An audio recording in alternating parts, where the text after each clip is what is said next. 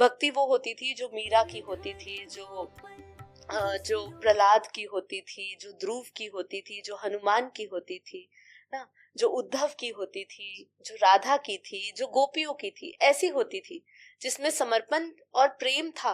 लेकिन वो प्रेम और समर्पण आज किसी में नहीं है। उन्होंने परमात्मा को चाहा, उन्होंने कोई वस्तु नहीं मांगी कि वो कौन थे, क्यों आए थे, क्या करने आए थे, किसका अंश थे, उससे ऊपर भी कोई सत्ता है, उसको बनाने वाला भी कौन है। ऐसे अनगिनत सवालों के जवाब मिलते जाएंगे, तब उसकी पूजा कई जाके इस जन्म, अगले जन्म, कई जन्म में जाके शायद उसको आत्म साक्षात्कार हो सकता है। उसके लिए ज्ञान उसको लेना होगा। ज्ञान अधूरा जब होता है और वो नहीं समझते हैं ये 7 लोक ऊपर 7 लोक नीचे, कैसे ऊपर तप लोक है, महर लोक है, आपकी आत्मा की गति कैसे होती है, ये भक्ति में नहीं सिखाते हैं। इसके लिए ज्ञान है। और देखा जाए तो भक्ति भी ज्ञान के बिना अधूरी ही है। ये पूर्ण अवतार था, पूर्ण अवतार क्या है, अंश अवतार क्या है, और उसके भी अवतार जो निराकार ब्रह्म से आए हैं, किसी की डायरेक्शन से तो नीचे आए हैं। तो ये उसके अंदर प्रश्न उठेगा तो ही वो इस द्वैत से अद्वैत की ओर जाएगा। यही नहीं लिखा है कि भक्त मुमुक्षु को प्राप्त होता है, लेकिन बोला गया है कि देखो उसका मोक्ष का कारण बनता है, लेकिन वो उधर ही भटकता है। लेकिन ज्ञानी जो है, आत्मज्ञान और ब्रह्म ज्ञान लेने के बाद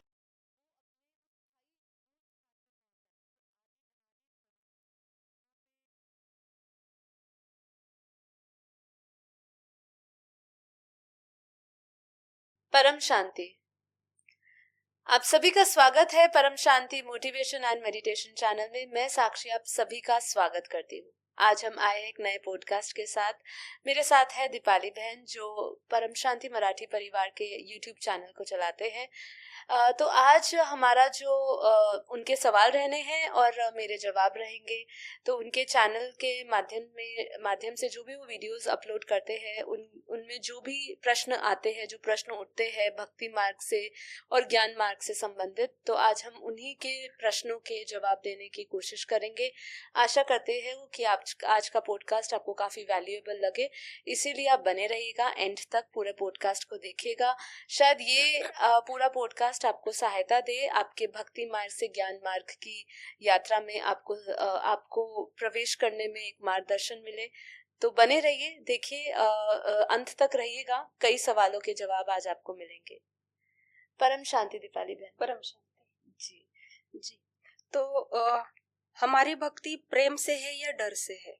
क्या हमारी भक्ति भगवान को पाने के लिए है या सांसारिक इच्छाओं को पूरी करने के लिए? क्या हमारी भक्ति स्थायी है या परिस्थिति के अनुसार भी बदलती है? क्या हमारी भक्ति केवल कर्मकांड है या आत्मा का अनुभव है? मैं अभी कौन सी स्टेज पर हूँ? मुझे आगे कैसे बढ़ना चाहिए? सच्ची भक्ति से क्या मैं शांति प्राप्त कर सकता हूँ? ऐसे प्रैक्टिकल सवालों के जवाब हम साक्षी जी से आज जानेंगे, तो पूरे बने रहिए। भक्ति मार्ग और ज्ञान मार्ग, इनमें एक बेसिक अंतर क्या होगा? अगर इंट्रोडक्शन कहेंगे तो हम डीप में तो बात करेंगे बाद में। जी देखिए, भक्ति और ज्ञान दोनों मार्ग परमात्मा की प्राप्ति के लिए ही बताए गए हैं हमारे। अगर हम भगवत गीता की बात करें तो भगवत गीता में अनेक प्रकार के 18 प्रकार के योग है, जिसमें से एक भक्ति योग है, ज्ञान योग है, कर्म योग है, और भी बहुत सारे प्रकार के योग है। पर जब हम मोटे मोटे रूप से समझते हैं तो भक्ति योग और हम ज्ञान योग को समझते हैं, और इसी तरीके से ये 2 मार्ग बने हैं। गीता में बताया है दोनों मार्ग परमात्मा प्राप्ति के लिए है, लेकिन दोनों में बहुत अंतर है। क्योंकि जैसे कि हम इस पॉडकास्ट के दौरान आपके बहुत सारे प्रश्न होंगे, उसके सवाल में ही जवाब ढूंढेंगे, लेकिन अगर मोटे मोटे अर्थ में समझे तो जब भी हम भक्ति की बात करते हैं तो भक्ति में जब परमात्मा से संबंध की बात होती है तो उसमें प्रेम और एक श्रद्धा और एक विश्वास की बात होती है। पर जब भी हम ज्ञान मार्ग में बात करते हैं उसमें भी परमात्मा और आत्मा का, भक्त और उसमें भगवान बोलते हैं, या आत्मा और परमात्मा का हम बोलते हैं, तो आत्मा और परमात्मा में एक डीप कनेक्शन की जब बात होती है तो वो विवेक से होती है, बुद्धि से होती है। उसमें बुद्धि का उपयोग किया जाता है, बुद्धि द्वारा परमात्मा की पहचान की जाती है, और फिर उसमें समर्पण और श्रद्धा फिर आती है। तो ये एक मोटे मोटे रूप से इसमें अंतर पाया जाता है। बाकी हम और इसके बारे में जानकारी इसमें साझा कर सकते हैं। जी, आज अधिकांश लोग भगवान को पाने के लिए या अपनी इच्छा पूर्ति के लिए याद करते हैं। क्या इसे सच्ची भक्ति कह सकते हैं? आपको क्या लगता है कि ये सच्ची भक्ति हो सकती है? नहीं हो सकती। तो ये सच्ची भक्ति कतई नहीं है, क्योंकि देखिए जहाँ पर स्वार्थ है वहां पर वहां पे भगवान की प्राप्ति का लक्ष्य ही नहीं है, तो वहां पे वो भक्ति है ही नहीं। हमारे भगवत गीता में 7वें अध्याय में 16वां श्लोक में बताया गया है कि भगवान ने 4 प्रकार के भक्त बताए गए हैं। एक होता है कि जो आरत होता है, एक होता है जिज्ञासु होता है, एक अर्थार्थी होता है और एक ज्ञानी होता है। उन्होंने ज्ञानी को सर्वोच्च कहा गया है। इसका अर्थ भी मैं थोड़ा समझा देती हूँ। जो आरत होते हैं, जो वो भगत होते हैं, वो भक्त होते हैं जो भगवान को तभी भजते हैं, मतलब उनको तभी याद करते हैं जब उनके ऊपर कोई दुख आता है, संकट आता है। अर्थार्थी भी एक ऐसे भक्त होते हैं जो अपनी इच्छाएं, कामनाओं के लिए, यश प्राप्ति के लिए वो परमात्मा को याद करते हैं। जिज्ञासु एक ऐसे भक्तों की श्रेणी होती है जो सत्य को जानना चाहते हैं, जो तत्व ज्ञान जानना चाहते हैं, उसमें वो आगे बढ़ते हैं और इसलिए वो भगवान को भजते हैं। और एक आते हैं ज्ञानी। ज्ञानी वो होते हैं जिसको जो निस्वार्थ भाव से परमात्मा में समर्पित होते हैं और विलीन होते हैं। मतलब भगवान क्या कह रहे हैं, 4 कैटेगरी जो बताई है भक्तों की भी, उसमें भी बताया कि जो सर्वोच्च मुझे जो भक्त प्यारा है वो ज्ञानी भक्त ही प्यारा है। तो इसीलिए जब भी आप कभी कामना वासनाओं से परिपूर्ण आपकी भक्ति होती है, तो उसको एक्चुअली भक्ति कहते ही नहीं, वो रियल डिवोशन नहीं है। उसको अगर हम समझाना चाहे तो वो आपका स्वार्थ वाला है ना। तो स्वार्थ में कभी भी प्रेम नहीं होता है, पहली बात है ना। वो स्थायी भी नहीं होता है, वो भी दूसरी बात। और जब भी भक्ति की बात आती है, भक्ति होती है पूर्ण श्रद्धा और समर्पण से। जब भी आपका उसमें स्वार्थ आता है, उसको बोलते हैं कामना भक्ति। ये है कामना भक्ति, ठीक है। कामना भक्ति में आपको जो लक्ष्य प्राप्ति होनी चाहिए, जिस भाव से आपको परमात्मा से जुड़ना चाहिए, वो नहीं होता है। तो आज अधिकांश लोग, जैसे आपने कहा कि सबकी भक्ति ढोंगी भक्ति है, वो व्यवहारिक भक्ति बन गई है। कैसे? व्यवहारिक सौदा हो रहा है परमात्मा से, तू मेरी ये इच्छा पूरी कर, मैं ये करूंगा। आज सबकी है, 99% लोग हैं जिनकी भक्ति ऐसी है। भक्ति वो होती थी जो मीरा की होती थी, जो प्रहलाद की होती थी, जो ध्रुव की होती थी, जो हनुमान की होती थी ना, जो उद्धव की होती थी, जो राधा की थी, जो गोपियों की थी, ऐसी होती थी जिसमें समर्पण और प्रेम था। लेकिन वो प्रेम और समर्पण आज किसी में नहीं है। उन्होंने परमात्मा को चाहा, उन्होंने कोई वस्तु नहीं मांगी। जब आपने किसी से वस्तु मांगी, तो वो भक्ति नहीं कहलाई, वो भक्ति नहीं है। वो जो लोग ये सोचते हैं कि हम ये भक्ति कर रहे हैं, हम परमात्मा को पूज रहे हैं स्वार्थवश, वो भक्ति नहीं है। जी। क्या पूजा पाठ और मंदिर जाना हमें भगवान के पास ले जाता है या फिर ये सिर्फ शुरुआत है? भक्ति में जब हम मंदिर, पाठ, पूजा, कर्म कांड की बात करते हैं, तो ये सिर्फ ऊपरी सतह है। मतलब ये आरंभ है, ये मंजिल नहीं है। पहले तो ये समझिए, ठीक है। ये सिर्फ आरंभ और मंजिल नहीं। मंजिल वहां है जहां मन, बुद्धि और आत्मा परमात्मा में विलीन हो जाती है, वही अंतिम मंजिल है, ठीक है। अब आपकी जो भक्ति हो रही है, जिसमें पूजा कर रहे हैं, जिसमें कर्म कांड कर रहे हैं, भगवान कहता है कि आत्मा का जो अनुभव होता है, या आत्मा में जब परमात्मा की जो अनुभूति होती है, या जो भक्त और भगवान का भी जो बीच में संबंध होता है, उसमें वाणी और कर्म कांड की आवश्यकता नहीं है। ये ऊपरी सतह पर ही रहता है। ये आपके भीतर आपकी चेतना को नहीं बदलता है। मतलब आपकी जो चेतन ऊर्जा है उसमें कोई परिवर्तन नहीं लाता है। आपके मन को निश्चित रूप से वो स्थायी करता है थोड़े समय के लिए। तो ये एक आरंभ ही है। जैसे आपने कुछ नहीं किया, आपकी कोई लक्ष्य ही नहीं है, आप भगवान के बारे में जानते नहीं हो, बस एक आपको ऐसा है कि वो एक परम सत्ता है और उस परम सत्ता के आगे मुझे माथा टेकना है, उसके आगे झुकना है। तो बस एक वो आपके अंदर भाव होता है, ठीक है। उस भाव से आप मंदिर जाते हो। पर जैसे हमारा पहला ही प्रश्न था कि उसमें हमेशा स्वार्थ होता है। यदि उसमें स्वार्थ है तो वो भक्ति नहीं है। और अगर उसमें कर्म कांड करते समय भी उसमें भी आपकी फंसा हुआ है तो वो कहीं ना कहीं आपका बंधन का है। भक्ति आपको, अगर भक्ति सच्ची भक्ति, तो वो जो आपको मुक्त कर दे। तो पूजा पाठ जितने भी है कर्मकांड, ये जो है ये सिर्फ एक आरंभ का रास्ता है। आप शुरू में प्राथमिक शुरुआत इसी से कर सकते हैं, क्योंकि ये एक मन को एक जगह पे लगाता है। इसलिए भक्ति को श्रेष्ठ भी कहा। ऐसा नहीं है कि भक्ति में शक्ति नहीं, भक्ति में शक्ति थी पहले, अब भाव बदल गया लोगों का तो भक्ति में शक्ति नहीं रही। तो पूजा करना, समर्पण करना श्रद्धा के साथ, तो ये एक प्रारंभिक अवस्था हो सकती है किसी भी आत्मा की, जो परमात्मा के विषय में कुछ जानना चाहता है, या वो चाहता है कि यही अवस्था मेरी एक जिज्ञासु की अवस्था बने। जैसे मैंने आपको बताया कि 4 भगत बताए ना, कि 4 तरह के भक्त बताए। उसके अंदर जो मैंने कहा अर्थार्थी बताया आपको, और एक आपको आरत बताया। तो ये दोनों जो है, एक दुख और संकट के समय याद करता है, एक अपने यश सफलता के समय याद करता है कि सफलता मुझे मिले, मुझे यश मिले, समृद्धि मिले, पैसा मिले, जो भी स्वास्थ्य मिले, तो वो समय याद करता है। तो जब ये अवस्था होती है किसी भी भक्त की, जब वो मंदिर जाता है या कर्मकांड करता है, अगर धीरे धीरे उसका विश्वास बनता जाता है, श्रद्धा बनती जाती है परमात्मा के प्रति, तो धीरे धीरे वही श्रद्धा, वही भक्त जिज्ञासु भी बनता है और धीरे धीरे वो ज्ञानी भी बनता है। तो आरंभ के लिए, शुरुआत के लिए अच्छा है, पर ये ध्यान रखना पड़ता है कि भक्ति को घोर अंधकार भी कहा है। मैंने अपने ही एक एपिसोड में इसकी चर्चा भी करी थी कि वो घोर अंधकार इसलिए क्योंकि उसी में भटक जाता है, वो बाहरी सुख में भटक जाता है, आत्म सुख भूल जाता है। जब जब वो आत्म सुख भूल के कामनाएं वासनाओं में पड़ा, बाहरी सुख में पड़ा, वहीं पर वो फंस गया। इसलिए कभी कभी ये पूजा पाठ कर्मकांड उसको बाहरी सतह में ही फंसाए रखते हैं। क्या केवल ये हो गया? कैसे एक व्यक्ति पूजा पाठ की सीमाओं में रहकर आत्मा के वास्तविक लक्ष्य तक पहुंच सकता है?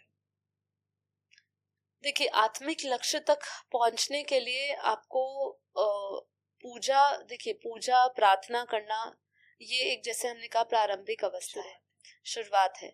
आपको अगर आत्मा की अवस्था तक जाना है तो आपको आपको चेतना का स्तर बढ़ाना होगा। आपको, जैसे मैंने कहा, कि आपको जिज्ञासु बनना होगा। आपको सत्य ज्ञान, तत्व ज्ञान के प्रति आपकी जिज्ञासा उत्पन्न होनी चाहिए। जब वो जिज्ञासा उत्पन्न होगी तभी जाके आपकी पूजा जो है, वो पूजा आपके जो पूज्य है वहां तक आपको पहुंचा सकती है, मतलब आपके इष्ट तक पहुंचे या आपके क्रिएटर तक पहुंचे। क्योंकि ज्ञान के बिना कोई रास्ता नहीं है। पूजा शुरू हुई, लेकिन पूजा तो करी उसने, लेकिन पूजा करता रहा, वही जप करता रहा, वही तप करता रहा, वही मंत्र जाप करता रहा, लेकिन उसका अर्थ नहीं जाना, उसको शाब्दिक रब पे ही बस करता रहा, क्योंकि सब कर रहे हैं, किसी ने बताया ये उच्चतम सत्ता है, इसको मानने से इच्छाएं पूरी होती है। अगर उसकी पूजा ये अनंत समय तक चलती रहेगी, इस जन्म क्या अनंत जन्मों तक चलती रहेगी, तो वो केवल भक्त ही परम भक्त बन जाएगा, भक्त से परम भक्त बन जाएगा। ठीक है, लेकिन वो जो परमात्मा की जो अनुभूति है, जो आत्मा परमात्मा का मिलन है, या जो ब्रह्म स्वरूप की अनुभूति है, वो उसका साक्षात्कार नहीं कर पाएगा। इसलिए आत्म साक्षात्कार के लिए या आत्मा की अनुभूति करने के लिए पूजा से आगे बढ़ के उसको ज्ञान की ओर बढ़ना पड़ेगा। अपने इष्ट को, अपने परमात्मा को जानना होगा, उसके स्वरूप को जानना होगा, उसको संसार को जानना होगा, उसको अपने स्वरूप को जानना होगा कि मैं कौन हूँ, कहाँ से हूँ। ऐसे बहुत सारे अनगिनत सवालों के जवाब उसको ढूंढने पड़ेंगे एक जिज्ञासु बन के। और जब वो जिज्ञासा उसकी जब उसको एक दिशा देगी, क्योंकि पहले तो क्या था, जैसे सबने कहा, इसलिए उसने अपने परम पूज्य या इष्ट को ढूंढ लिया उसने, कि चलो ये मेरे इष्ट है। क्यों इष्ट है ये भी नहीं, बस उसकी एक अंदर से भाव है, उनके प्रति आता है, दूसरे भगवान के प्रति नहीं आता है। पर जब वो उसके वास्तविक स्वरूप को जानेगा कि वो कौन थे, क्यों आए थे, क्या करने आए थे, किसका अंश थे, उससे ऊपर भी कोई सत्ता है, उसको बनाने वाला भी कौन है, ऐसे अनगिनत सवालों के जवाब मिलते जाएंगे, तब उसकी पूजा इस जन्म, अगले जन्म, कई जन्म में जाके शायद उसको आत्म साक्षात्कार हो सकता है। उसके लिए ज्ञान उसको लेना होगा। तो आपने ज्ञान मार्ग क्या है ये तो बता दिया जी। ज्ञान में बुद्धि और विवेक चाहिए जी। तो इसके ऊपर चले कैसे, शुरुआत कहाँ से करें? अगर किसी को ये पता चला कि ठीक है मुझे भक्ति के आगे जाना है, तो शुरुआत कहाँ से करें? जी, जैसे मैंने कहा, उसके अंदर एक जिज्ञासा होनी चाहिए, उसके अंदर पहचानने की, अपने आप को जानने की उसके अंदर जिज्ञासा होनी चाहिए। अब उसने पूजा में, उसको भगवान तो पता चला, ठीक है, अब उसका जैसे उसकी शुरुआत के लिए उसको हमारे शास्त्र बने हैं या जो ग्रंथ बने हैं जिसमें उनका उल्लेख है, जिसमें वो समझा रहे हैं, उनके स्वरूप को समझा रहे हैं कि वो निराकार था, वो जिसको अद्वैत कहा, द्वैत कैसे, द्वैत जो भक्ति है वो ज्यादातर द्वैत में घूमती है कि वो कि जो आत्मा और परमात्मा है वो अलग है, और जब हम ज्ञान मार्ग में जाते हैं तो वो धीरे धीरे वो अद्वैत की ओर ले जाता है। तो इसमें उसको अगर बढ़ना है इसके आगे, तो उसको सबसे पहले हमारे ग्रंथों का अध्ययन करना पड़ेगा, हमारे शास्त्रों का अध्ययन करना पड़ेगा, गीता का अध्ययन करे। ये सब में जब वो गहराई से चिंतन करना शुरू करेगा, मनन चिंतन करेगा, निधि ध्यासन करेगा, ठीक है, तब जाके उसको कहीं ना कहीं एक मार्ग दिखेगा। और तब उसको धीरे धीरे, क्योंकि देखिए हमारी आत्मा पे बहुत सारी परतें चढ़ी हुई है, बहुत सारी लेयर्स है, अनंत जन्मों की लेयर्स है, बहुत सारी चीजें हमारे अंदर स्मृतियों के रूप में पड़ी हुई है, हमारे चित्त में पड़ी हुई है वो स्मृतियों के रूप में। अब हम कई चीजें हैं जो हम जानना चाहते हैं, समझना चाहते हैं, पर हमारे भीतर का जो हमारी आत्मा के ऊपर जो इतनी सारी परतें चढ़ी हुई है, वो परतें जब तक हटेगी नहीं, है ना, तब तक हम उसमें प्रवेश नहीं कर पाएंगे ज्ञान में। वो परतों को हटाने के लिए हमें एक तो परमात्मा का एक तो कृपा भी चाहिए, ठीक है। आपकी एक इंटेंशन तो है ज्ञान चाहने की, पाने की, उसको समझने की, अपने आप को समझने की, अपना पर्पस समझने की कि मैं क्यों आया हूँ। ये एक सबसे सरल है और सबसे महत्वपूर्ण प्रश्न है जो धरती पर हर एक प्राणी जो मनुष्य रूप में आया है, हर एक प्राणी को अपने आप से पूछना चाहिए। यहीं से उसकी यात्रा आत्मा से परमात्मा की ओर जाएगी, यहीं से भक्ति से वो ज्ञान में जाएगा और यहीं से ज्ञान से उसको परमात्मा मिलेगा। इसके सिवा कोई रास्ता नहीं है। तो इसका अध्ययन करे, आत्मचिंतन करे, मनन चिंतन करे। क्यों, कहाँ, कैसे चांद सितारे इतने दिख रहे हैं, ये किसने बनाए होंगे, हमसे पहले कौन आया होगा यहाँ पे। हम तो 100 साल की जिंदगी मैक्सिमम जो मनुष्य को आयु दी है वो 100 साल की दी है, मैक्सिमम 100 साल तक जी के चले जाएंगे, हद से ज्यादा बहुत अच्छा स्वास्थ्य रहा, ठीक है, 110 120, इसके बाद क्या, इससे पहले कौन आकर इसके बारे में बता के गया। हमारे ऋषि मुनि इतने समय तक क्यों तपस्या कर रहे थे, क्यों इतनी साधना कर रहे थे, उस परमात्मा तत्व को जानने के लिए इतना तप, साधना या त्याग की बात क्यों करी गई है। ये सब चीजों के बारे में गहरा चिंतन चाहिए, नहीं तो भक्ति करते करते लोगों का अंत हो जाता है। और ऐसा नहीं कि उसका फल नहीं मिलता, भक्ति का फल मिलेगा, लेकिन वही सब भौतिक सुख मिलेंगे, भौतिक सुख मिलेंगे। आपको आत्मविश्वास भी मिल सकता है, आपको आत्मविश्वास आएगा, आपको श्रद्धा आपकी बढ़ेगी, ठीक है, पर जो मोक्ष है वो नहीं मिलेगा।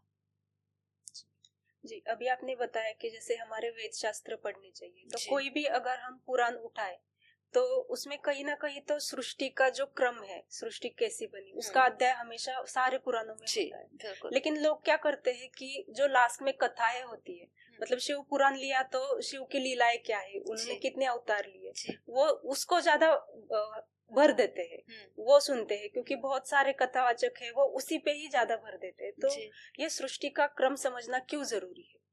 सृष्टि का क्रम समझना बेहद जरूरी है, क्योंकि कथाएं लीलाएं हुई कहाँ, अनंत सृष्टियां हुई, अलग अलग समय पर अलग अलग युग हुए, अलग अलग युग में अलग अलग अवतार हुए, तो हुए क्या, हुए तो इसी सृष्टि पर। चाहे चेतनाओं का स्तर बदलता रहा, सृष्टि के वायु जल तत्व बदलते रहे, लेकिन हुआ तो सृष्टि पर ही ना। पर क्यों हुआ, कब हुआ, इसको तो जानना जरूरी है ना। मतलब आपने ये जान लिया कि एक देवी आई, देवी ने एक देवता ने, मान लो शिव ने शंकर ने किसी को वरदान दे दिया, किसी असुर को। अब वो वरदान पाके बड़ा हो गया, अब देवी आई और देवी ने उनका विनाश किया, ठीक है। अब ये तो आपने जाना, लेकिन इसके पीछे वो अवतार कहाँ से आया, उसका भी अंश कौन था, और ब्रह्मांड में ये आने की आवश्यकता क्यों पड़ी।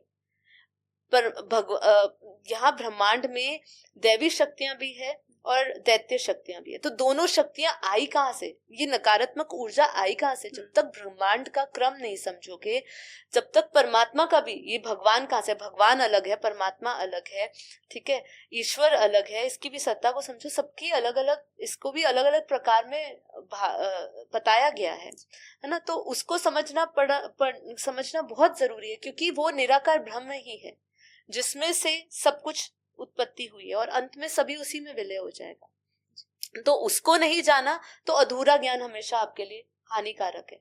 अगर आपने अधूरा जाना, उसी में फंसे रहे, कथाएं जान ली, पर कथाओं से क्या करोगे? वो अवतार आए, उनकी अवतारों की कहानियां आप आगे अपने बच्चों को, पीढ़ियों को समझा दोगे, पर उससे आपका क्या मोक्ष हो गया? आपने परम धाम के क्रम को नहीं, आपने पूरे सृष्टि में नहीं जाना कि सबसे उच्च से उच्च धाम कौन सा है, मुझे कहाँ जाना है, ठीक है। जैसे आज ही किसी ने मुझे फोन किया और उन्होंने बात करने की कोशिश करी, जिसमें उन्होंने एक प्रश्न पूछा। मैं उनको बात नहीं कर पाई उनसे, लेकिन मैंने उनको कहा मैं आपका प्रश्न का जवाब बाद में दूंगी। तो उन्होंने यही पूछा कि मैं भगवत गीता पढ़ता हूँ और निरंतर उसको पढ़ रहा हूँ, लेकिन मुझे ये भय है, पढ़ते हुए भी उसको भय महसूस हो रहा है। देखिए एक ऐसा विडंबना है, क्योंकि जब आप चीज को पढ़ रहे हो और धारण कर रहे हो, वो आपके भीतर से भय हर प्रकार से नष्ट कर देता है। तो वो क्या कहता, मुझे डर ये है कि इसको पढ़ने के बाद अगर मेरा शरीर छूट जाता है तो क्या मैं भूत प्रेत योनि में जाऊंगा, क्या यहाँ पे कहाँ मेरी गति होगी? और उसकी आवाज में सही में इतना घबराहट थी, इतना डर था। मुझे उस पे फोन पे बात, जब उनका ऑडियो आया था, उनका फोन पे बात नहीं, उनका फोन आया पर मैं उठा नहीं पाई, तो उनका ऑडियो आ रहा था, वॉइस नोट आया था। तो इतनी घबराहट थी उनके आवाज में। तो बात यहाँ पे ये आती है कि देखिए ये ज्ञान अधूरा होने के कारण ये भय नहीं जाता है। भगवत गीता पढ़ ली, रोज पढ़ रहे हैं, लेकिन भय खत्म नहीं हो रहा है। क्यों? क्योंकि उन्होंने अच्छी तरह समझा ही नहीं। अगर उनको ये सृष्टि क्रम समझ आ रहा हो, अगर वो उनको पूरा वेदों का सार समझ आ रहा हो, तो उनके भीतर से भय तो नष्ट हो जाना चाहिए। उनको वो ब्रह्म स्वरूप का अनुभव होना चाहिए। चलिए अगर वो भगवत गीता पढ़ रहे तो उनको कम से कम विष्णुपुरी या गोकुल धाम, वहां पे गोलोक का कहीं ना कहीं तो उनकी बुद्धि स्थिर होनी चाहिए ना। बुद्धि वहां स्थिर नहीं होती, क्योंकि हमें पता ही नहीं है वो कहाँ पे है। सच में सबने यहीं पर ही स्वर्ग नर्क सब कुछ यही कर दिया। जी। अब धरती से ऊपर 7 लोक है, किसी को उसका ज्ञान ही नहीं है। हमारे शास्त्रों में 14 भुवन 14 लोकों का वर्णन है, किसी को उसका ज्ञान ही नहीं है। कितने लोगों को होगा? थोड़े लोगों को होगा। अधिकांश लोग तो उसके बारे में जानते ही नहीं। वही लीला कथा है जैसे आप कह रहे हो, उसके बारे में ही जानते हैं। तो यहाँ पे ये उदाहरण इसलिए मैं आपको दे रही हूँ कि ये भय नहीं खत्म हुआ उसके अंदर। उसको पता होता कि भाई मेरा गति विष्णुपुरी में होगी, विष्णुपुरी में मैं वो डरता नहीं कि मैं अपने इष्ट के पास पहुंच जाऊंगा, कृष्ण के पास चले जाऊंगा, कृष्णमय हो जाऊंगा। मैं भी जैसे दूसरे हुए वैसे मैं भी कृष्णमय हो जाऊंगा। तो यहाँ पे ही ज्ञान अधूरा जब होता है और वो नहीं समझते हैं ये 7 लोक ऊपर 7 लोक नीचे, कैसे ऊपर तप लोक है, महर लोक है, आपकी आत्मा की गति कैसे होती है, ये भक्ति में नहीं सिखाते हैं। इसके लिए ज्ञान है। और देखा जाए तो भक्ति भी ज्ञान के बिना अधूरी ही है ना। क्योंकि ज्ञान तो हर जगह चाहिए। भक्ति में भी आप किस परमात्मा को क्यों याद कर रहे हो, उसका भी ज्ञान लोगे ना। आप निराकार को क्यों मान रहे हो, साकार को क्यों मान रहे हो, साकार क्या है, निराकार क्या है, उसमें भी ज्ञान छुपा है ना। आंखें बंद करके तो नहीं चल सकते।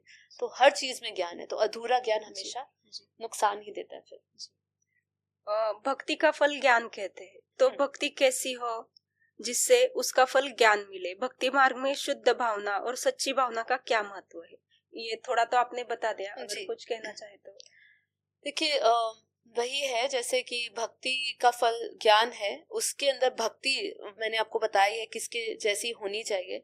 तो भक्ति अगर आप कर रहे हो तो सबसे पहले तो निस्वार्थ भाव से करना शुरू करें, जिसकी बात अभी तक मैंने नहीं करी। आपको निस्वार्थ भाव से अपने इष्ट से जुड़ना है, उसको मांगना है। मुझे कुछ नहीं चाहिए, मुझे सिर्फ तू चाहिए, ये भाव किस में आता है? ये भाव से भी आप जब जुड़ोगे तो ऐसी सूक्ष्म आत्माएं है ये धरती, ये जैसे हम जो धरती देख रहे हैं, स्थूल जगत देख रहे हैं, ऐसे सूक्ष्म जगत है। तो सूक्ष्म जगत में इतने सारे दिव्य आत्माएं बैठी है और परमात्मा के खुद कई अंश, कई अवतार, कई आकारी रूप में भी है, जो आपको कहीं ना कहीं आपको मदद करेंगे। पर वो पुकार वहां तक इसलिए नहीं पहुंची क्योंकि उसके बीच में स्वार्थ आ रहा है। तो अगर आप भक्ति चाहते हो, भक्ति से आपको ज्ञान मिले, तो पहले तो अपनी निस्वार्थ भाव से, निष्काम भाव से, जैसे जो भगवान श्री कृष्ण ने गीता में कहा, और उससे भी सबसे ऊपर रखना क्या है कि ये देहभान, अपने अहंकार और देहभान से आपको परे होके जब आप पूर्ण निष्ठा से, है ना, आत्मा से उसकी पुकार निकलती है कि मुझे परम पिता परमात्मा को जानना है, मुझे अपने इष्ट को जानना है, मुझे अपने भगवान को जानना है, तो ऊपर ऐसी दिव्य आत्मा है, ऐसी सत्ताएं है जो आपको मदद करती है। तो ये आपको फिर ज्ञान का रास्ता कहीं ना कहीं आपको मिलेगा और आपको अपने इष्ट का भी रास्ता मिलेगा। जी, भक्ति मार्ग के अनुयायी अक्सर ईश्वर सब कुछ कर रहा है ये मानते हैं, तो इसमें क्या खतरा है इस सोच में? बहुत क्या खतरा ये है सब तो। क्या ये सब ईश्वर की इच्छा से हो रहा है या फिर मेरा कर्म का कुछ इसमें रोल है? देखिए, इसमें तो बहुत खतरा है जो ये कह रहे हैं कि सब भगवान कर रहा है। सबसे अच्छी बात ये होती है कि जब अच्छा हो रहा है तब तो ठीक है, भगवान कर रहा है, लेकिन जब कुछ अच्छा नहीं हो रहा होता और तब बोलते हैं भगवान ने ये किया, उसके बाद उनकी जो भक्ति है, उनकी जो श्रद्धा है, उनका जो विश्वास है, वो टूट जाता है, पूरी तरह टूट जाता है। तो वो भक्ति तो हुई नहीं। जो भक्ति में आपका अविश्वास आ जाए और मन आपका टूट जाए परिस्थिति के अनुसार, तो वो तो भक्ति हुई नहीं। तो जो ये कहते हैं कि सबने भगवान ने किया, भगवान इंटरफेयर नहीं करता। वो तो निराकार परब्रह्म परमात्मा है, उसको कोई लेना देना नहीं। वो अकर्ता है, वो भावातीत है, वो गुणातीत है, उसको कोई लेना देना नहीं है। हाँ, उसने जब इस सृष्टि की रचना करी, अपने में से उसने आकारी शिव शक्ति, जब शिव निकाले और उसने अपनी आदि शक्ति निकाली, और फिर उसके बाद उन्होंने ब्रह्मा विष्णु महेश की रचना की, तो उसके बाद जो दुनिया बनाई गई प्रजापिता ब्रह्मा द्वारा, वो परम पुरुष की दुनिया बनाई गई, वो दुनिया अच्छी बनाई गई थी। तब उनका इंटरफेरेंस था, तब एक ऐसी व्यवस्थाएं की गई हुई थी, जैसे सप्त ऋषि थे, है ना, ऐसे सब व्यवस्थाएं करी हुई थी जो ज्ञान का आदान प्रदान करते थे, समाज को उच्च स्तर पे लेकर जाने के लिए ज्ञान सुनाते थे, वेदों शास्त्रों का अध्ययन हुआ करता था, पढ़ाइयाँ हुआ करती थी, ये सब व्यवस्थाएं थी। पर ये बहुत पहले की समय की बात है ना। अभी तो हम देखें तो समय कौन सा चल रहा है, अभी तो ब्रह्मा का दूसरा परात चल रहा है, पहला परात निकल चुका है, दूसरा परात के भी 198 करोड़ साल जा चुके हैं। तो अगर हम ये सब चीजों को समझे तो बात यहाँ पे यही आती है कि भगवान इसमें कोई उसकी व्यवस्था नहीं है इसमें इंटरफेयर करने की। वो कहते हैं तुम्हारे पास फ्री विल दिया है, मैंने तुम्हें कर्मों का ज्ञान दिया, जो करेगा, जो जैसा बीज बोगे वैसा फल पाओगे। अब वो इस जन्म का करा हुआ तुम्हें अगले जन्म मिल रहा है, इस जन्म में मिल रहा है, कई जन्मों का तुम अभी प्रारब्ध में लेकर आ रहे हो, ये सब तुम्हारी चॉइस है।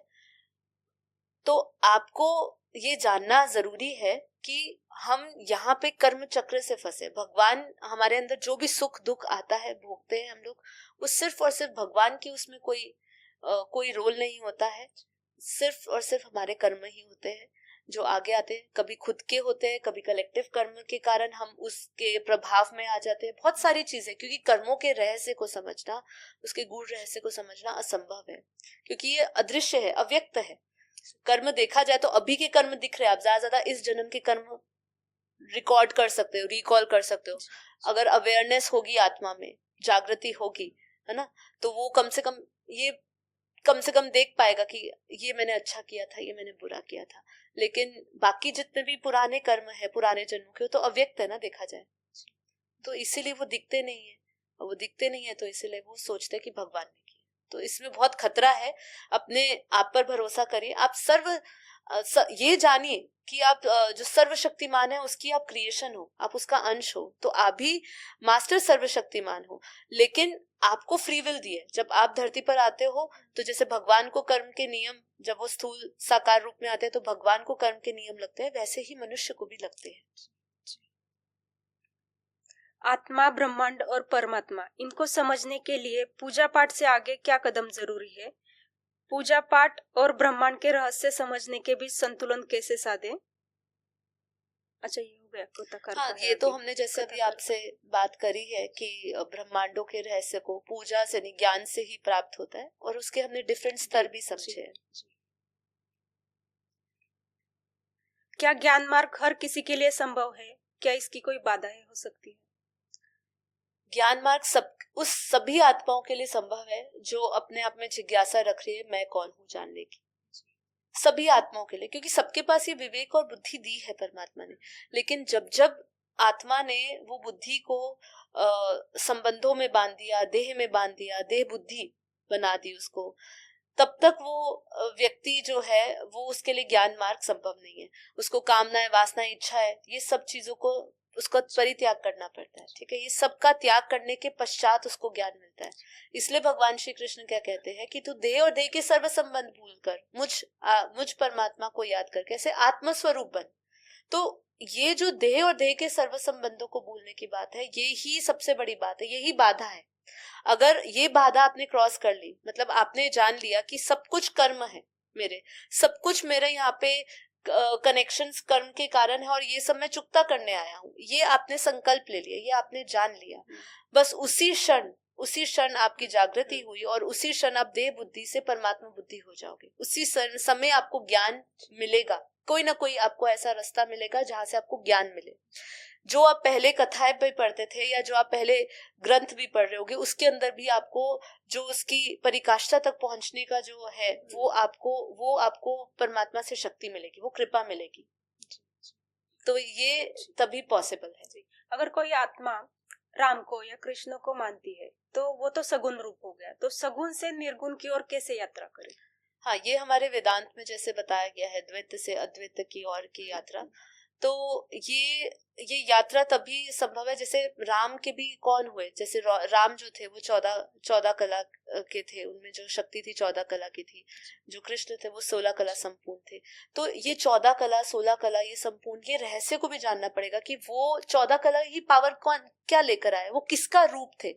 अभी भी वहां पे इतनी भ्रमित कहानियां हो चुकी है, कोई कहता है वो विष्णु का अवतार था, कोई कहता है वो शिव का अवतार था ना। इसमें भी इतनी कहानियां हो चुकी है, क्योंकि समझिए जो हमारे शास्त्र लिखे गए हैं, अगर हम शास्त्रों पर ही खाली आधारित भी रखे अपना ज्ञान, तो यहाँ पे प्रॉब्लम यहाँ पे ये आ जाती है कि शिव पुराण अलग ही कहानी बताता है, देवी पुराण अलग ही कहानी बताता है, सबने सृष्टि का क्रम जो है शुरुआत का अलग ही तरीके से बताया। विष्णु पुराण पढ़ोगे तो विष्णु से क्रम शुरू हुआ, शिव पुराण पढ़ोगे तो शिव निराकार से शुरू हुआ।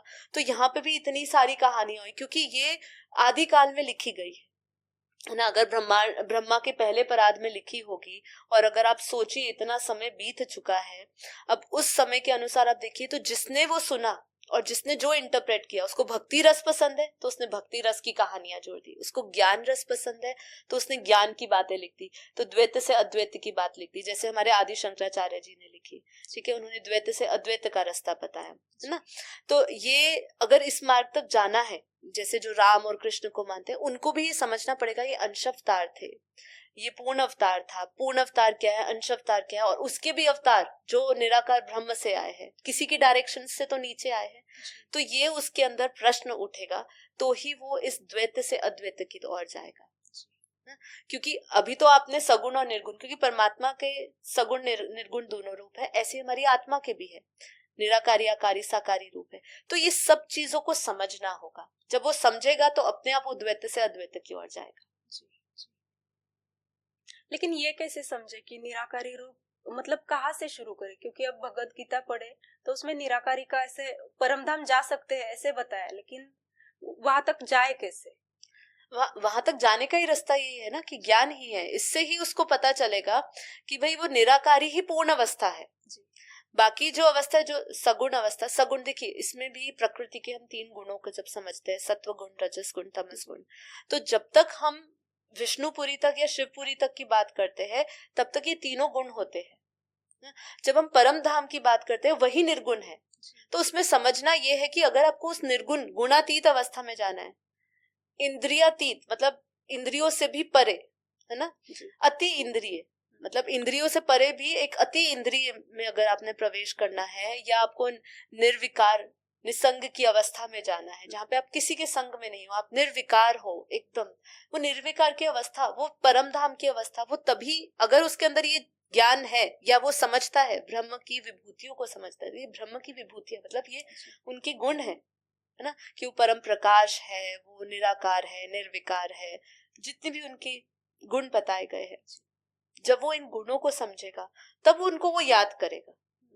तब वो जब याद करेगा तब उसको पता चलेगा ना कि ये भाई ये निराकार रूप था, ये सगुण रूप था। वो उसी पूर्ण ब्रह्म परमेश्वर की ही आज्ञा से उनके ही अंश कई अवतारों के बाद उनको भेजा गया, उनका भी बच्चे के बच्चे को भेजा गया, है ना। तो ये जैसे जैसे उसके अंदर जिज्ञासा आएगी, समझ बढ़ेगी, तभी वो पूर्ण ब्रह्म की ओर बढ़ेगा।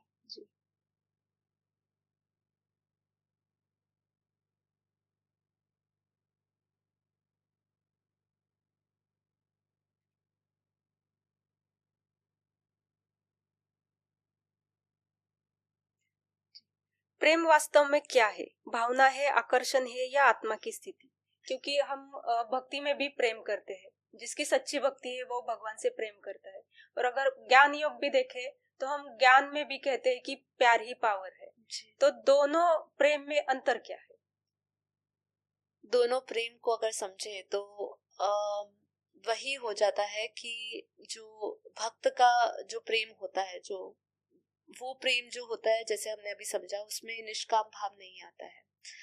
प्रेम ही पावर बोली है, लेकिन वो ज्ञान सहित प्रेम होता है, ठीक है। ज्ञान सहित भक्ति होती है, ज्ञानी की भक्ति और एक भक्त की भक्ति, जो साधारण जो भक्ति मार्ग में है, दोनों के प्रेम में अंतर होता है। उसका जो प्रेम होता है, वो प्रेम जो होता है, वो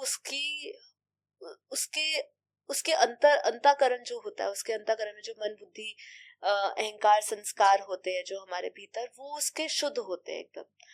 मतलब जो उसका चेतना का स्तर होता है वो काफी ऊंचा होता है, काफी ऊंचा होता है ज्ञानी का, क्योंकि वो बुद्धि से समझता है, वास्तविकता को समझता है। भक्ति में जब उसका जो प्रेम होता है, वो सिर्फ अपने एक इष्ट को एक प्रेम भाव से देखता है, लेकिन वो अगर उस परिकाष्ठा तक पहुंच चुका होता है तो कहीं ना कहीं उसका भी उसके जिस इष्ट को जिसको ध्याता है उसको पा जाता है। पर वो वही हमने कहा, जैसे वो अधिकांश लोग आज उस प्रेम में नहीं फंसे हुए।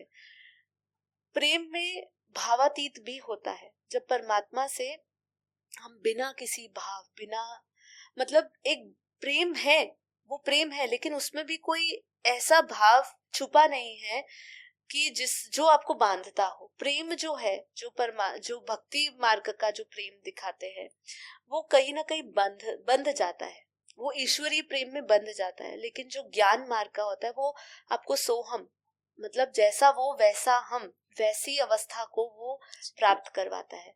वो ऐसा प्रेम होता है जिसमें उसको कैसे शब्दों में भी बयान नहीं किया जा सकता। वो ऐसा है, वो अपने जैसा बना देता है, ठीक है।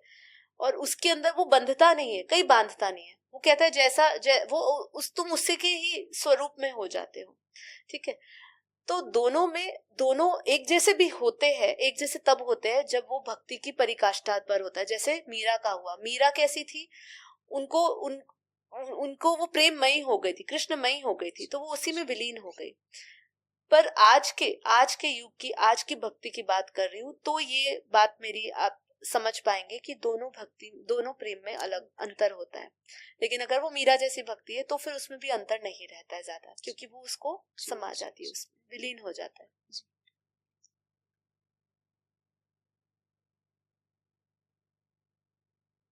ब्रह्मांड के चक्रों में आत्मा घूमती रहती है, उसके पार जाने में आत्मज्ञान और ब्रह्म ज्ञान कैसे हमें मदद कर सकता है? सिर्फ आत्मज्ञान और ब्रह्म ज्ञान ही मदद करता है। मतलब कैसे मदद, सिर्फ ये नहीं, यही कर सकता है। मतलब अगर मैं इसको इन्वर्टेड कॉमर्स में, इसके सिवा और कोई मार्ग नहीं है जो आपको ब्रह्मांडों से परे आपके परम धाम तक आपको ले जाए। क्योंकि भक्ति, जैसे मैंने कहा, जो जब भी हम भक्ति योग की बात करते हैं, भक्ति योग और आत्मज्ञान दोनों बहुत अलग है। उसमें आत्मा का ज्ञान है, आत्मा का विज्ञान है, आत्मा कौन है, कहाँ से आई है, वो ज्ञान उसमें छिपा हुआ है। जब वो जानती है कि वो कहाँ से आई है तो वो उसी जगह से जुड़ जाती है। भक्ति में नहीं पता होता, वो सिर्फ अपने प्रेम करती रहती है, अपने इष्ट से अपने उसमें जुड़ी रहती है। लेकिन वो जब जानती है, आत्मज्ञान जब जानती है, ब्रह्मांडों का रहस्य जान जाती है, तो फिर वो जीवन मुक्त हो जाती है। वो बस उसको अपना लक्ष्य पता होता है, उसको अपनी मंजिल पता होता है, वो कहीं ऐसे इधर भटकती नहीं है, बस उसको वहां जाना है। आत्मज्ञान आत्मज्ञान ही व्यक्ति जो है वो वापस जन्म मरण में नहीं आता है। बाकी तो हर कोई आत्मा जन्म मरण में आती है। ये हमारे अष्टवक्र गीता में भी लिखा है। आप कोई भी ग्रंथ उठाइए, उसमें क्लियरली लिखा गया है कि आत्मज्ञानी व्यक्ति ही जो है वो मुमुक्षु को प्राप्त होता है। अन्यथा कोई भी कहीं नहीं लिखा है कि भक्त मुमुक्षु को प्राप्त होता है, लेकिन बोला गया है कि देखो उसका मोक्ष का कारण बनता है, लेकिन वो उधर ही भटकता है। लेकिन ज्ञानी जो है आत्मज्ञान और ब्रह्म ज्ञान लेने के बाद वो अपने उस स्थायी मूल स्थान पे पहुंच जाता है, जो आदि अनादि स्वरूप है, जहाँ पे परम शांति है, जहाँ परम आनंद परम सुख है, वो वहां पर पहुंच जाता है आत्मज्ञान के बाद ही। ब्रह्म ज्ञान, ब्रह्मांड के रहस्य को समझना कि ये ब्रह्मांड एक ब्रह्मांड है, ऐसे अनंत ब्रह्मांड है, क्योंकि हमारी यात्रा अनंत ब्रह्मांडों से होती आ रही है। हम केवल यहीं तक ही अपने आप को हम यहीं पर ही समाये हुए नहीं है। हम असीमित, क्यों कहा आत्मा असीमित है, क्यों कहा आत्मा अनंत ब्रह्मांडों की मालिक है, क्यों कहा कि आत्मा के अंदर अनंत सूर्यों का प्रकाश है। एक सूर्य के प्रकाश की बात नहीं करी, अनंत सूर्यों की प्रकाश की बात करी, अनंत ब्रह्मांडों की ऊर्जा की बात करी। तो ब्रह्म ज्ञान यही बताता है कि अनंता अनंत ब्रह्मांड है। जैसे हमारे शास्त्रों में एक शब्द आता है, एक वाक्य आता है कि अनंता अनंत ब्रह्मांड बनते हैं और बिगड़ते हैं। मैं इसी पे आने वाली थी, थोड़ा सा प्रलय के बारे में। हाँ, तो ये अनंता अनंत ब्रह्मांड बनते और बिगड़ते हैं। तो हमारे बातचीत करते हुए कितने ब्रह्मांड अब तक बन रहे होंगे, बिगड़ रहे होंगे, हमें इसका कोई पता नहीं है। ठीक है, तो यहाँ पे ब्रह्म ज्ञान इसलिए आवश्यक है क्योंकि ब्रह्म ज्ञान से आपको पता चलता है कि हम ये केवल एक ब्रह्मांड है। ऐसे अनंत ब्रह्मांड है, अनंत महाब्रह्मांड है, उनके क्रिएटर अलग है। जैसे जैसे आपका ये डायमेंशनल ज्ञान आपको आता जाएगा, आपकी चेतना की अवस्था जब बढ़ती जाएगी, तब आपके अंदर जो परम ऊर्जा आएगी वो हाईएस्ट से आएगी। मतलब अगर आपको ऊर्जा चाहिए, अगर आपके पास ब्रह्मांड का ज्ञान नहीं है, आपके पास ब्रह्म ज्ञान नहीं है, तो आप अपने आप को हाईएस्ट लेवल से कैसे जोड़ोगे? वो हाईएस्ट जो सुप्रीम अथॉरिटी है उससे कैसे जोड़ोगे? इसीलिए ब्रह्म ज्ञान जरूरी है। ये पूरे क्रम को समझना जरूरी है कि इससे ऊपर भी, जैसे हमारे बापूजी ने बताया है, मैं सभी से निवेदन करूंगी कि भाई हमारे बापूजी के चैनल को आप सब्सक्राइब करिए। बापूजी दशरथ भाई पटेल यूट्यूब चैनल पे सर्च करिएगा। 85 लाख सब्सक्राइबर्स हो चुके हैं। उन्होंने ये ब्रह्म ज्ञान आत्मज्ञान हमें दिया है, परम ज्ञान हमें दे रहे हैं, बेहद के अनंत ब्रह्मांडों का ज्ञान दे रहे हैं, और उन्होंने बताया कि हम सब बेहद की आत्माएं हैं। ठीक है, तो अब ये जब परिचय मिला तभी हम उस बेहद के अनंता अनंत ब्रह्मांडों से कनेक्ट हो सके। जब तक ज्ञान नहीं था, जब तक ये ब्रह्म ज्ञान नहीं था, तब तक हमें कैसे पता चलेगा? जब तक कोई आकर ये बताने वाला नहीं था कि तुम देह नहीं हो, तुम आत्मा हो, और उसमें भी तुम कौन सी आत्मा हो। जब तुम्हें ये पता है तब तुम उस ऊर्जा से जुड़े ना। जब आपको किसी ने बताया तो आप शिव हो, ठीक है, तो आप शिवत्व से जुड़े। जब आपको किसी ने बताया कि आप महाशिव हो, तो आप महाशिवत्व से जुड़े, मतलब महाब्रह्म से जुड़े। ऐसी जब बापूजी हमें बताते हैं कि तुम बेहद के अनंता अनंत ब्रह्मांडों से आई हुई आत्मा हो, तो हम उन अनंत ब्रह्मांड जो इन आंखों से नहीं दिख रहा, जो अव्यक्त दुनिया है, उस अव्यक्त दुनिया से पराशक्ति से हम जुड़ते हैं। जैसे हमारे शास्त्रों में 2 शक्तियां बताई, परा अपराशक्ति बताई। तो जो पराशक्ति है जो इन आंखों से नहीं दिख रही, वो पराशक्ति अव्यक्त शक्तियों से, हम अलौकिक शक्तियों से हम जुड़ जाते हैं। तो इसीलिए ब्रह्म ज्ञान आत्मज्ञान आवश्यक है।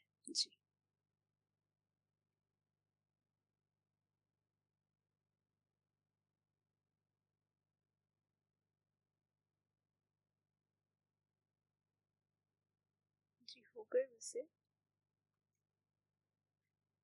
अच्छा, अगर इन शॉर्ट हम अगर ये कहे कि भक्ति और ज्ञान मार्ग के मिलन से जीवन की यात्रा और भी सुंदर बन सकती है। बिल्कुल तो बन ये सकती सच है। बात है। मैं अगर अपना पर्सनल अनुभव कहूँ तो ये बिल्कुल बन सकती है, निश्चित रूप से।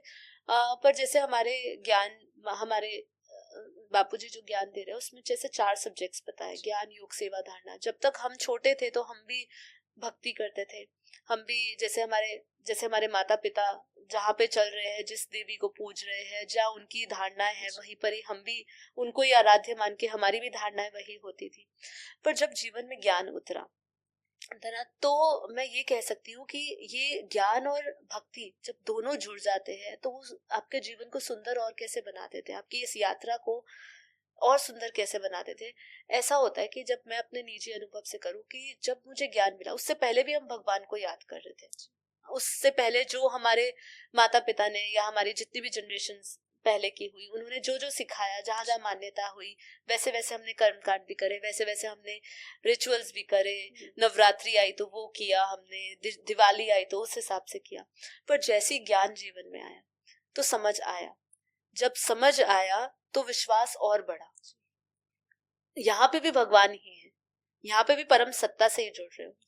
बस ये हो जाता है कि अब आपका परम सत्ता है कौन, आपका ऊर्जा का स्रोत कौन है, ये अब आपको नक्की करना है, ये आपको डिसाइड करना है। अब ज्ञान के बाद ये अगर डिसाइड हो जाता है, फिर उनसे अति प्रेम आता है। क्यों अति प्रेम आता है? कि आज हम जीवन में इतना दुख देख रहे हैं, कितना दुख है संसार में। किसी को लगता है, किसी को नहीं लगता, पर वास्तविक तो यही है कि संसार में दुख ही है, सुख में भी दुख ही मिलता है आखिरकार। तो ऐसे दुख के माहौल में या ऐसी परिस्थितियों में जब हमें ज्ञान मिलता है और ज्ञान दाता मिलता है, दोनों, तो जब ज्ञान दाता जो हमें परम ज्ञान दे रहा है ना, उनसे जैसे हम भक्ति में क्या करते हैं, जब हमें कुछ भगवान दे देता है तो हमारा उनके ऊपर विश्वास बढ़ जाता है। तो ऐसे ही ज्ञान में भी होता है, जब ज्ञान आपको ऐसा मिल जाता है जो आपको इसी जीवन में जीते जी आपको परम आनंद दे दे, परम शांति दे दे, आपको जीवन मुक्त बना दे, तो उस समय भगवान के प्रति, अब मैं यहाँ पे भगवान इसलिए यूज कर रही हूँ परमात्मा की जगह, कि आपका भाव बदल गया ज्ञान के बाद। आपका ज्ञान जब उस परिकाष्ठा तक पहुंच गया तो आपका भाव इतना धन्यवाद वाला हो गया कि मुझे क्या मिला है, मेरे ज्ञान ने मुझे क्या दिया है। तो वही भक्ति वो रूप ले लेता है। मतलब आपका भाव पहले ज्ञान था, ज्ञान से समझा, ज्ञानमय से भक्तिमय भी हो गया, दोनों हो गए। अब जब वो दोनों का संयोग हुआ तो आपका योग लगा। समझ रहे? ये सिर्फ अनुभव करने की बात है। ये जितना लोग जब इस ज्ञान में उतरेंगे तभी वो अनुभव कर सकेंगे कि जो योग सब्जेक्ट है, जिसके लिए लोग पागल है कि भाई हमें योग सीखना है, योग सीखना है, पर वो योग को कहाँ कहाँ कैसे कैसे नहीं जोड़ रहे हैं। पर योग सिंपल हमारे शास्त्रों में जैसे समझाया, आत्मा परमात्मा का मिलन। जब ज्ञान उतरा, जैसी ज्ञान समझा, उसने मुझे परमात्मा से ऐसे ऐसे संबंध में जोड़ा जो अटूट है। अब जिसके लिए कोई भी शरीर, कोई भी देहधारी आ जाए, कोई भी संबंध आ जाए, वो मुझे प्रिय नहीं होगा, मैं उसको कर्तव्य बुद्धि से ले सकूंगी। जब मैं भक्ति करती थी, जब मैं दूसरे मार्ग पर थी, जब मेरे पास ये ज्ञान नहीं था, तब मैं क्या थी, कभी भी कोई भी चीज मैं इस बुद्धि से नहीं कर सकती थी कि ये मेरा कर्तव्य है, ये कर्तव्य पूरा करके मुझे जाना है, फिर एक नई आत्मा की यात्रा होगी। मैं समझती हूँ कि चलो मेरा फिर से जन्म होगा, मैं मान के चलती हूँ, तो फिर से नए रिश्ते मिलेंगे, ज्यादा ये ज्ञान मिल जाएगा भक्ति में, आपको पुनः जन्म की आपको चीजें पता चल जाएगी। पर ये नहीं पता था कि मैं कर्तव्य बुद्धि से कुछ कर सकती हूँ। आज भगवान ने जब मुझे ज्ञान दिया, जब आत्म ज्ञान दिया, ब्रह्म ज्ञान दिया, जब बापू जी से मिला, उसके बाद योग सरल हो गया, उससे कनेक्शन सरल हो गया। इतना सरल हो गया कि हम खाते पीते, जो भगवान अपने गीता में कह रहे हैं कि तुम कर्म योगी बनो, आपका हर एक कर्म यज्ञ समान होना चाहिए। जब आप ये अनुभूति तभी उतरती है, ज्ञानी की अनुभूति हो सकती है। ये भक्ति में डूबा हुआ इंसान की अनुभूति बहुत मुश्किल है। मतलब वो जब कर सकता है कि निरंतर वो चलते फिरते जो कोई भी कार्य कर रहा है, वो भगवान को याद करते करते कर रहा है, तो वो किसी हद तक कर सकता है। जब परिस्थिति खराब आ जाती है ना, उस समय भक्त भी विचलित हो जाता है। लेकिन जो ज्ञानी होता है वो उस परिस्थिति में उलझता नहीं है। तो इसीलिए जब ज्ञान और योग का, जैसे बापूजी ने हमें जो सिखाया, ज्ञान योग सेवा धारणा में, जब ज्ञान योग की दो ही सब्जेक्ट की बात कर रही हूँ, जब वो दोनों जुड़ गए तो मुझे अपने आप में ही परम शांति, परम आनंद, परम संतोष की अनुभूति हुई, अपने आप को ब्रह्म स्वरूप की अनुभूति हुई कि भाई बापूजी आपको जो ज्ञान दे रहे हैं वो आपको अपने जैसा बनाने की, जो उनको अनुभूतियां हुई, जो उन्होंने अपने आप को देखा, वैसा ही वो आपको बता रहे हैं। तो इसलिए बहुत सुंदर हो जाता है जीवन। पर पहला सब्जेक्ट ज्ञान है। ज्ञान के बाद जैसी आपकी भक्ति जुड़ जाती है ज्ञान के साथ, तो वो योग बन जाता है, मैं ये कहूँगी।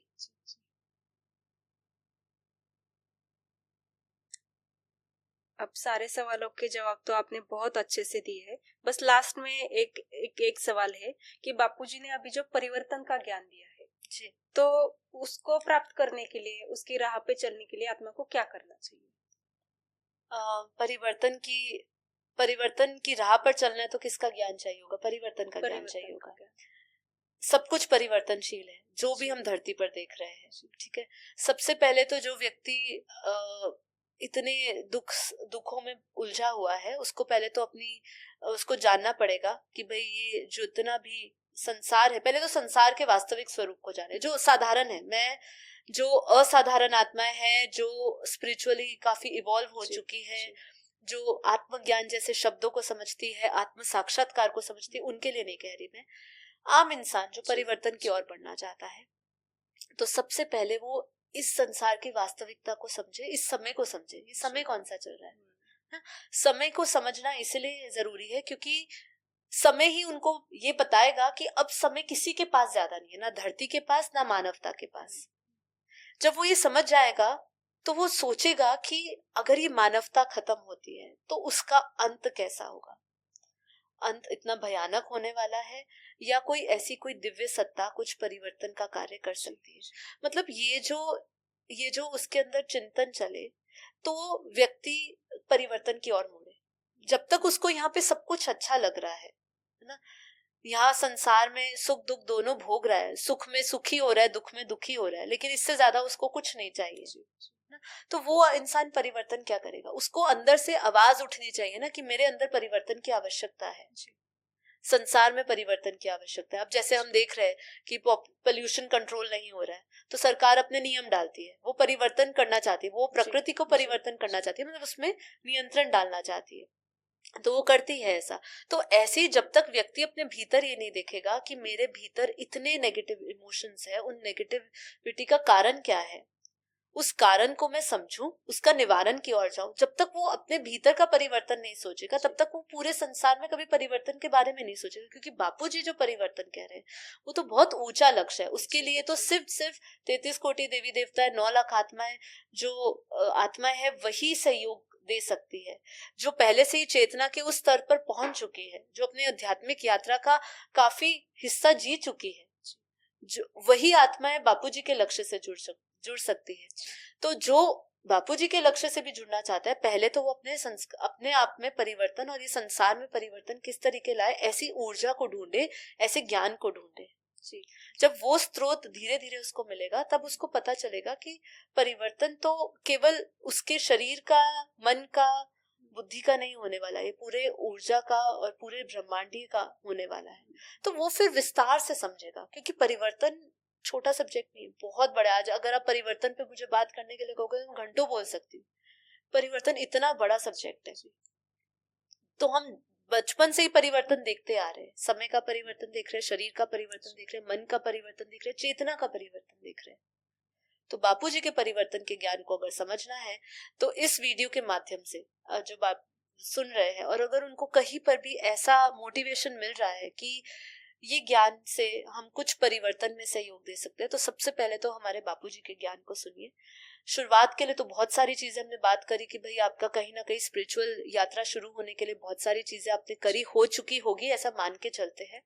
और फिर बापूजी का जो परम लक्ष्य है, पूरे धरती का और पूरे ब्रह्मांड का, पूरे मल्टीवर्स का परिवर्तन, उसके लिए आपको आत्मज्ञान, ब्रह्म ज्ञान की आवश्यकता है। हमारे बापूजी की वीडियोस देखिए, आत्मज्ञान की, ब्रह्म ज्ञान से क्या लाभ होता है, ब्रह्म ज्ञान क्या है, और बापूजी ने परिवर्तन का भी ज्ञान दिया है, भारत कैसे बचेगा, बापूजी की वीडियो है, पार्ट 1, पार्ट 2, पार्ट 3। ये सब वीडियोस को देखेंगे तो उनको पता चलेगा। पहले तो काल चक्र समझ आएगा, प्रलय क्या है, अर्थ प्रलय क्या है, कल प्रलय क्या है, महाकल प्रलय क्या है, ये होती आई है, ये परिवर्तन होता आया है धरती पर और अभी भी होगा।